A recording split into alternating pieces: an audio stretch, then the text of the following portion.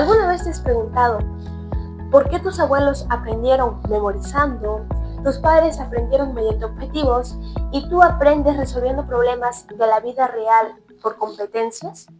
Pues esto no es por casualidad, sino que a lo largo del tiempo la educación ha ido cambiando, de modo que este ha ido respondiendo a las necesidades que se tuvo en cada época.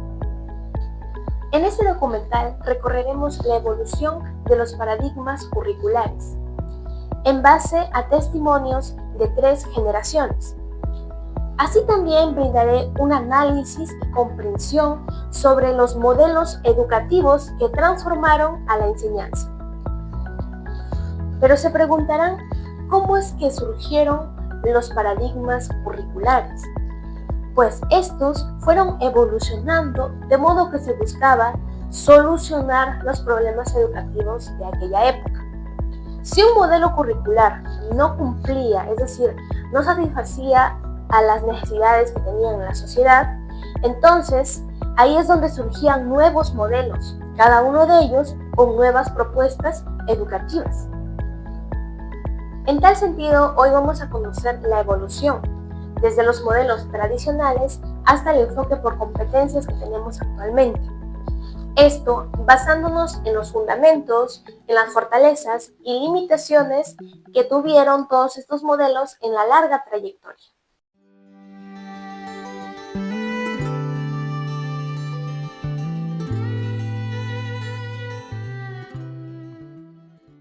Sacaban la pizarra para ir contestando, luego de repente las evaluaciones, y para mí eran muy bonitas, que uno podía entender. Por eso es que de repente tratamos de salir adelante, ¿no? con todas las enseñanzas que hemos recibido. ¿Y qué hacía normalmente el profesor durante la clase? Bien, ponía en la pizarra el título a desarrollar y luego nos explicaba, luego nos dictaba las clases, ¿no? Para escribir, y de repente en el cuaderno, directamente el cuaderno donde desarrollábamos las clases del área, o el curso antes se llamaba, y ya luego nos evaluaban de repente en pruebas que anteriormente pues se llamaban parciales, bimestrales. Y respecto a eso que nos mencionas sobre las evaluaciones, ¿cómo eran? A ver, en cada evaluación, de repente las bimestrales, nos daban cierta cantidad, o desarrollaba el profesor cierta cantidad de temas, y nos decían: van a estudiar tales clases que hemos desarrollado, y entonces teníamos que estudiar para tratar de salir bien, ¿no? En cada examen. Y así, tanto exámenes o pruebas parciales y pruebas bimestrales. ¿Y cuando usted estudiaba, los estudiantes podrían expresar libremente sus opiniones? Claro, hacíamos preguntas a los profesores. De repente hay algunos profesores que quizás lo hacían tan dinámico las clases, que les prestábamos atención, y de repente varios en el aula preguntábamos, repreguntábamos de repente cuando quizás no hayamos entendido, y los profesores nos ayudaban, nos explicaban hasta que tratábamos de salir bien en cada curso. ¿Qué diferencia encuentra entre la educación actual y la anterior? Hay mucha diferencia. De repente, al trabajar en educación, como auxiliar de educación, en mis tiempos como escolar, en sus tiempos, ¿no?, que estamos viviendo, hay un cambio tremendo en cuanto a enseñanza y en cuanto a evaluación. De repente antes no es que quizás teníamos que ser de repente memoristas, sino que tratábamos de aprender. Quizás algunos compañeros de repente no trataban de aprobar y memorizaban mayormente, pero ahora de repente en la explicación que dan cada profesor para que el alumno desarrolle, de lo que va entendiendo en cada área, ¿no? Y ahora ya no hay exámenes como antes había en mis tiempos. En cada clase los van evaluando, van haciendo trabajos y los alumnos van exponiendo y situaciones tan diferentes, tan marcadas, las de mi tiempo como en estos tiempos que estamos viviendo. Y en cuanto a la memorización que usted comenta, ¿el nivel de esta es igual a la de actual, o sea, la educación actual? De repente, quizás como trabajador de Ministerio de Educación auxiliar, repito, quizás hay algunos estudiantes que no solamente memorizan, como en mis tiempos de repente habíamos estudiantes que tratábamos de aprender, querer saber, conocer, entendiendo lo que nos explicaban, nos desarrollaban en la clase los profesores. También en estos tiempos hay algunos que quizás no entiende bien, no prestan mucha atención, entonces ese alumno sí tiene problemas y mayormente memoriza la clase. Y ya no es así en estos tiempos, ¿no? Para que el alumno pueda entender, comprender y así de repente entender el desarrollo de cada clase. ¿Y en sería la diferencia entre la educación que usted tuvo con la actual? A ver, son muy marcadas las diferencias. Anteriormente, de repente, no solamente el profesor trabajaba con nosotros, sino también en casa. Mi papá, yo recuerdo, no, que me exigía levantarme temprano para estudiar, que hoy le agradezco de repente. Cosas que no se ven en estos tiempos, de repente ayuda de padre de familia. Cuando quizás converso con mis estudiantes, ¿no? Hijo, ¿a qué hora te levantas para estudiar? De repente me escuchar o la respuesta que recibo 7, 8, 9 de la mañana, entonces ya no es un tiempo prudencial para entender de repente o desarrollar la clase que hicieron el día anterior. Entonces eso permite que el alumno mayormente sea memorista, ¿no? Y de repente como hay estudiantes que sí destacan, en este caso de repente voy a hacer mención como tú, por ejemplo, y otros estudiantes que quieren salir adelante y prestan atención en cada clase de cada docente que va desarrollando en el aula sus enseñanzas. El testimonio que acabamos de escuchar pertenece a una persona que se formó en el sistema educativo clásico y tradicional. De este se tiene una concepción que el estudiante es el receptor pasivo y el docente el agente de transmisor de conocimientos al que no se le puede cuestionar nada. Sin embargo, como hemos podido analizar las respuestas del entrevistado, podemos darnos cuenta que este es un caso excepcional y que a la vez nos demuestra que ningún modelo curricular se cumple en la práctica en su totalidad. Este modelo permitió la uniformidad de la enseñanza. Asimismo, garantizó una formación común para miles de estudiantes, por no decir generaciones. Pero la limitante era que no permitía la creatividad del estudiante. Asimismo, el pensamiento crítico y la reflexión no venían al caso.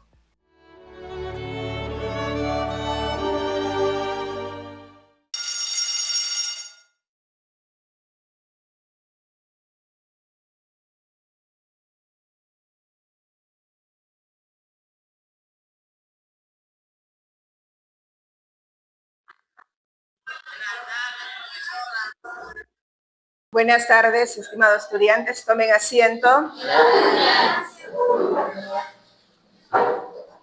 Pueden sacar sus cuadernos.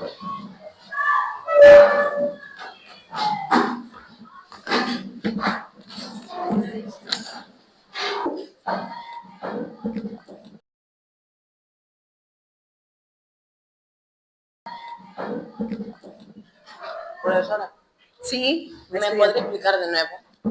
¿Ya copiaste? Primero copia, por favor.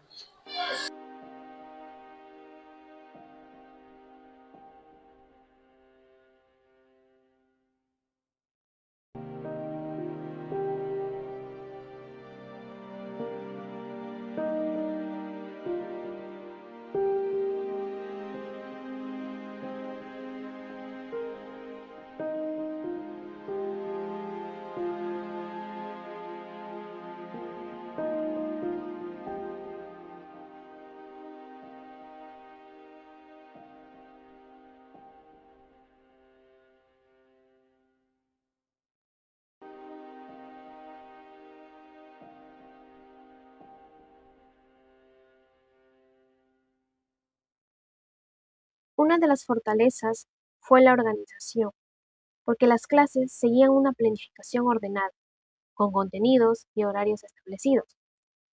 También destacó la disciplina, ya que se fomentaba el respeto por el profesor, el cumplimiento de reglas y la responsabilidad de los estudiantes. Otra fortaleza fue la base cultural, porque los estudiantes adquirían conocimientos generales que servían como fundamento para su formación académica. Sin embargo, una debilidad fue la memorización, ya que el aprendizaje consistía principalmente en repetir información sin analizarla. Existía poca participación, porque el profesor era el protagonista de las clases y los estudiantes tenían un papel más pasivo. Otra debilidad fue la escasa reflexión, porque se priorizaba aprender contenidos antes de desarrollar el pensamiento crítico y la capacidad de analizar.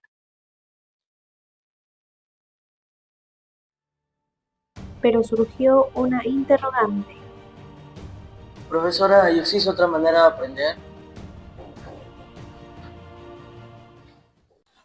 Esa misma pregunta también se le hicieron distintos sistemas educativos a nivel mundial.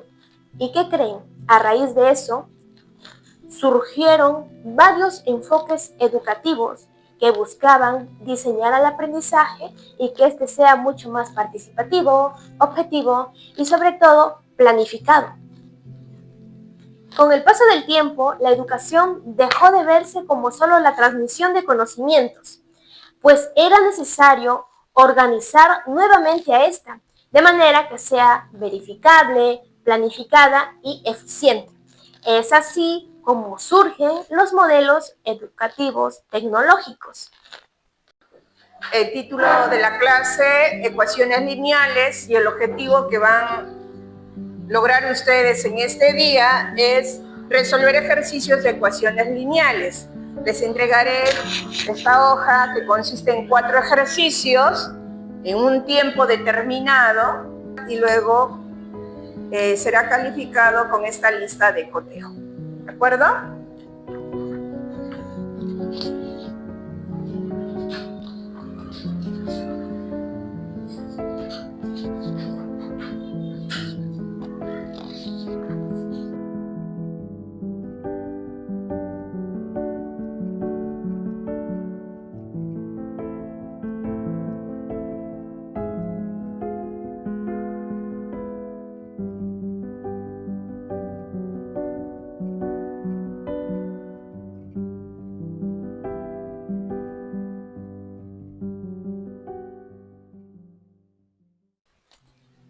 Las ideas influenciadas aquí fueron las de Skinner, de Franklin Bobbitt y de Ralph Tyler, permitiendo que la educación sea mucho más organizada.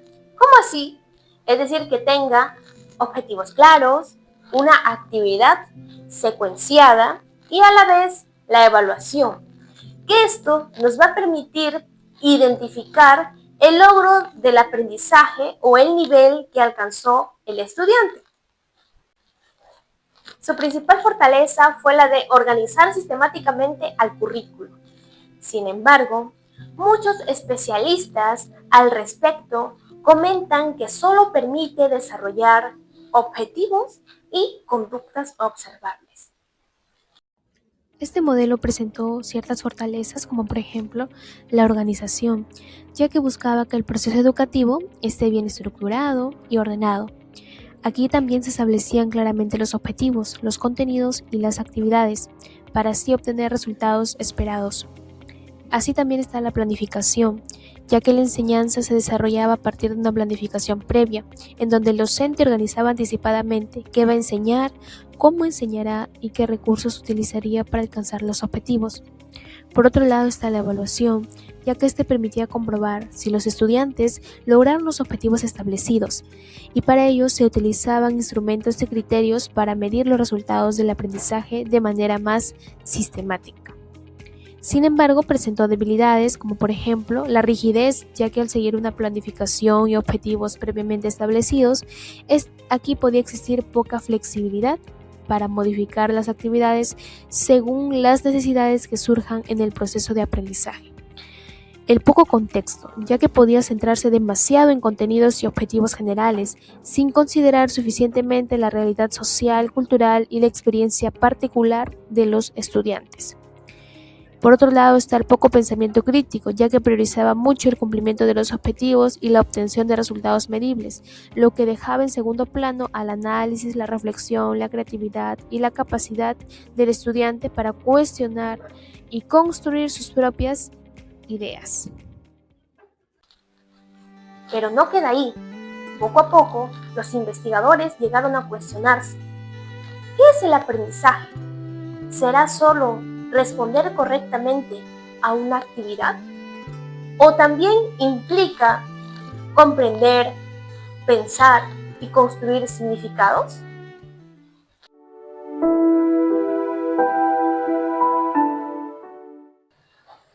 Estudiantes, aquí tenemos un ejercicio. ¿Cómo creen? Quisiera que ustedes den sus propuestas de cómo podríamos este ejercicio desarrollarlo. A ver, piensen cómo podríamos desarrollar este ejercicio.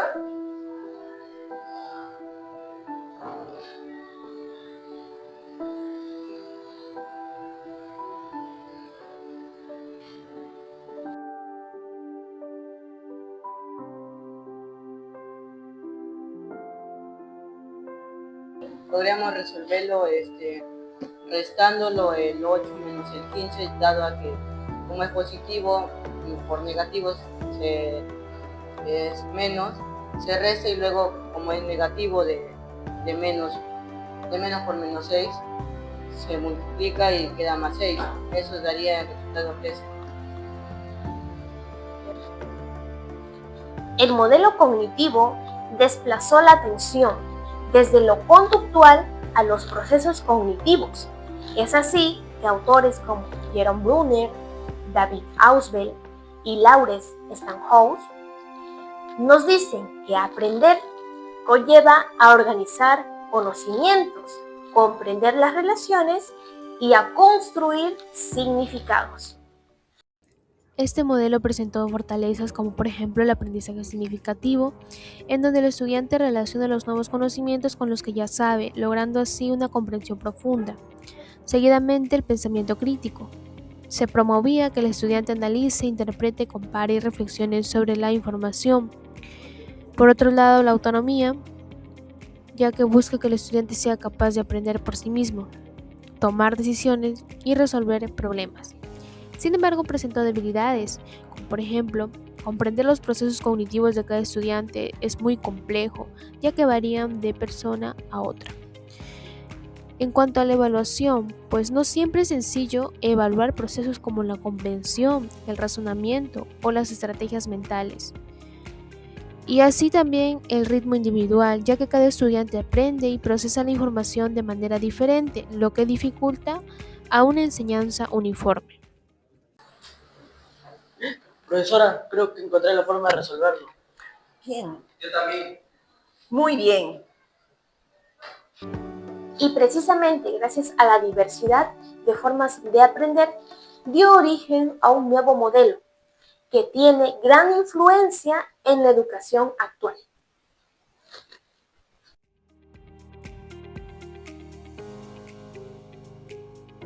¿Cómo recuerdan sus clases cuando estudiaban secundaria?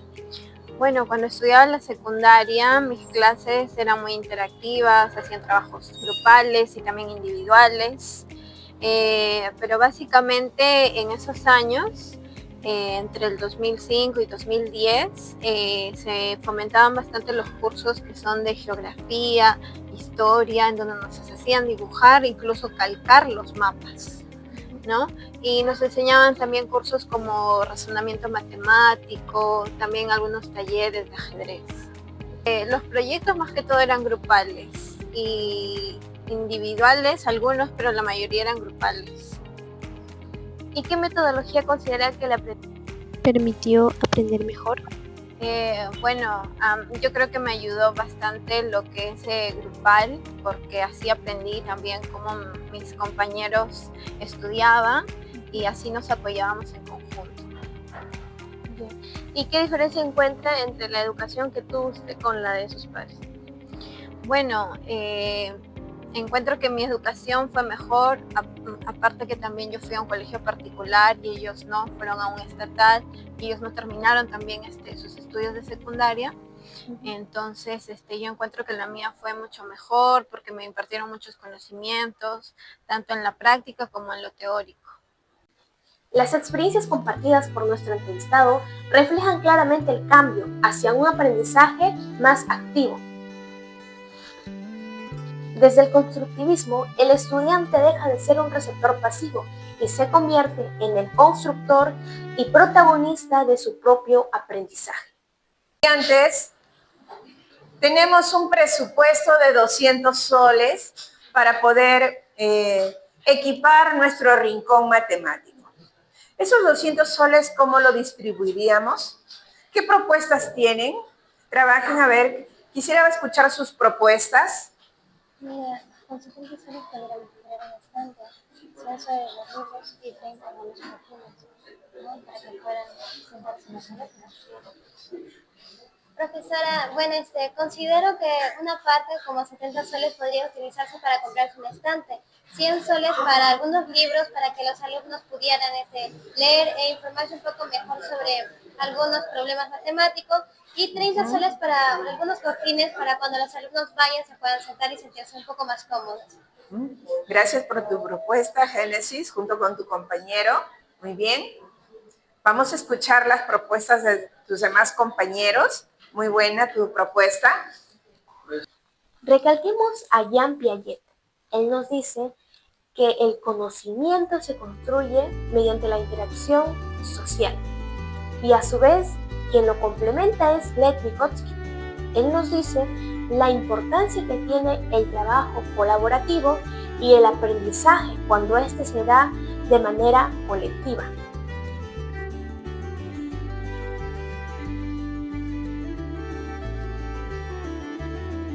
¿Todos llegaron a la misma respuesta? No. Bien. Aprender también implica analizar la realidad, cuestionarla y proponer alternativas para transformarla.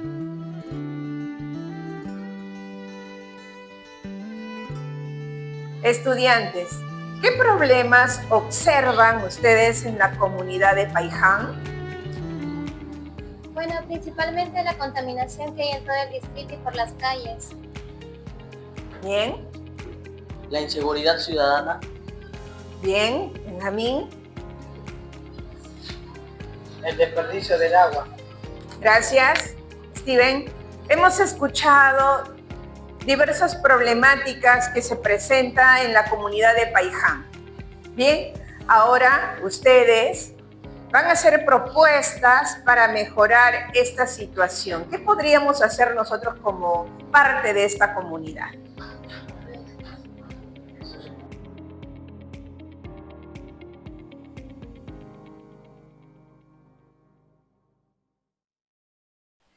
Inspirado por Paulo Freire, este modelo busca proponer una educación más comprometida con la transformación social, de modo que el estudiante no solo aprenda contenidos, sino que también pueda comprender, analizar y transformar su realidad. Toda propuesta pedagógica requiere de una planificación coherente y con el paso del tiempo, el Currículo Nacional de Educación ha dejado de ser visto como algo aislado y ahora se entiende pues como transversal, es decir, contiene planificación, enseñanza, evaluación y retroalimentación, que todos estos articulan de manera conjunta.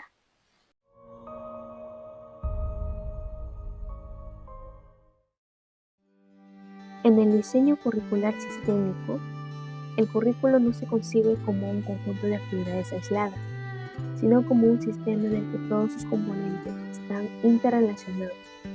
Como observamos en la secuencia, todo inicia con la planificación, donde se establecen los propósitos, competencias, contenidos, metodologías y criterios de evaluación. Esta planificación orienta la enseñanza, es decir, las estrategias y acciones que el docente desarrolla para facilitar el aprendizaje. A partir de la enseñanza se produce el aprendizaje, que representa el logro de conocimientos, habilidades y actitudes por parte de los estudiantes.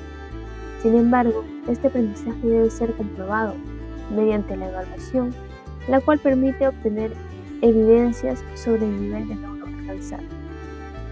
Los resultados de la evaluación dan paso a la retroalimentación, un proceso que ofrece información tanto al estudiante como al docente para reconocer fortalezas, identificar aspectos por mejorar y ajustar las estrategias empleadas.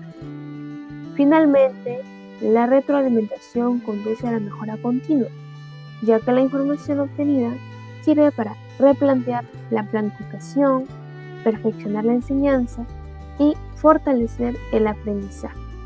De esta manera, el diseño curricular sistémico funciona como un ciclo permanente de reflexión, ajuste y optimización, buscando garantizar una educación de mayor calidad. Ahora, la idea clave, es decir, lo más importante de este enfoque, es comprender que ninguna etapa funciona de manera independiente o aislada, porque la planificación orienta la enseñanza favorece el aprendizaje se verifica mediante la evaluación genera retroalimentación y la retroalimentación impulsa la mejora continua, que vuelve a enriquecer la planificación. Por eso es que hablamos de un sistema y no de una secuencia lineal.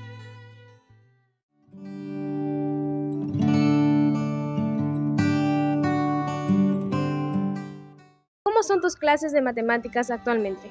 Actualmente mis clases de matemáticas son muy dinámicas, ya que el profesor busca realizar estrategias que permitan la participación activa de todos mis compañeros.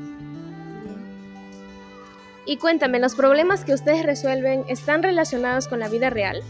Sí, muchos de los ejemplos de problemas que nos menciona el profesor son realizados en la vida cotidiana y que ponen a prueba nuestros conocimientos para poder aplicarlos día a día. Muy bien. ¿Y qué actividades son las que realizan día a día durante las clases? Día a día realizamos, por ejemplo, hallar perímetros, áreas, trabajamos en tablas de frecuencia. Otras actividades también sería la planificación a escala de imágenes grandes a pequeñas. Claro. Y dime, ¿estos están relacionados con situaciones contextualizadas? Sí, todas las actividades que trabajamos son en un contexto.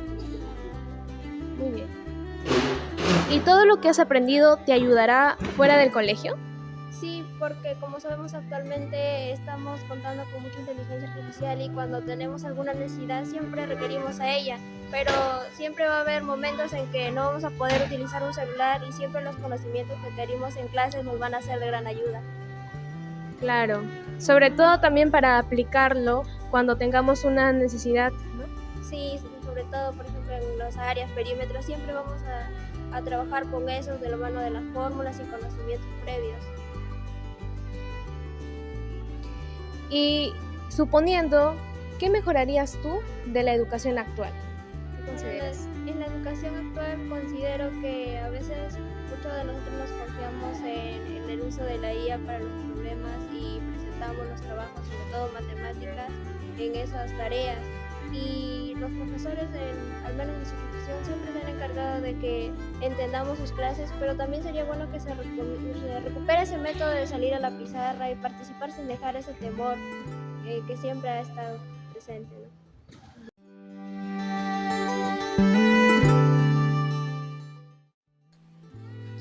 El enfoque por competencias busca que el estudiante movilice conocimientos, habilidades y actitudes. No solo basta con conocer, sino también saber cómo aplicar esos conocimientos a los contextos reales. En el enfoque por competencias, el docente actúa como un mediador y guía del aprendizaje. Por ejemplo, plantea a sus estudiantes un problema real, cómo analizar el consumo de agua en su comunidad. El docente no les dará directamente la respuesta, sino que realiza ciertas preguntas, orienta y brinda retroalimentación.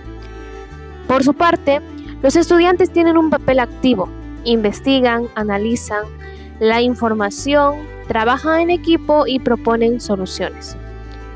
De esta manera, los estudiantes no solo adquieren conocimientos, sino que aprenden a utilizarlos para resolver situaciones reales de manera pertinente. Esa es la finalidad del enfoque por competencias.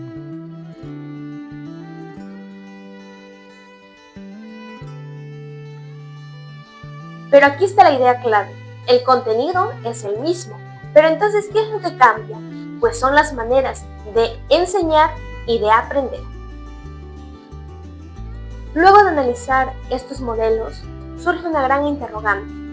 ¿Existe entonces un paradigma perfecto? La respuesta es no, porque cada uno de estos en su momento buscó satisfacer las necesidades de los estudiantes de aquella época. Por ejemplo, el modelo tradicional buscaba la disciplina y el conocimiento básico en los estudiantes. Por su parte, el modelo tecnológico promovía la planificación y la evaluación. Asimismo, el modelo constructivista buscaba el protagonismo en los estudiantes. Y el sociocrítico enfatizaba en la conciencia social. Por último, el enfoque por competencias integró todos estos aportes para poder hacer frente a las nuevas necesidades que tienen los estudiantes en la actualidad. Sin embargo, los resultados de las evaluaciones nacionales e internacionales muestran que aún existen desafíos en el nivel educativo. Y ese es un tema muy importante tratar. ¿Cuál sería el reto entonces? No solo basta con modificar el currículo, sino que las propuestas sean debidamente implementadas y de manera efectiva en todas las aulas de nuestro país. Escuchar estas 3 generaciones nos permitió comprender que la educación nunca ha permanecido inmóvil. Cada paradigma surgió como respuesta a los desafíos de su época y contribuyó a transformar la manera de enseñar y aprender. Conocer esta evolución no significa elegir un modelo como el mejor, sino reconocer que cada uno aportó elementos valiosos para construir la educación que hoy tenemos y la que seguiremos mejorando en el futuro. La historia de la educación continúa escribiéndose y nosotros como futuros docentes tenemos la responsabilidad de formar parte de ese cambio.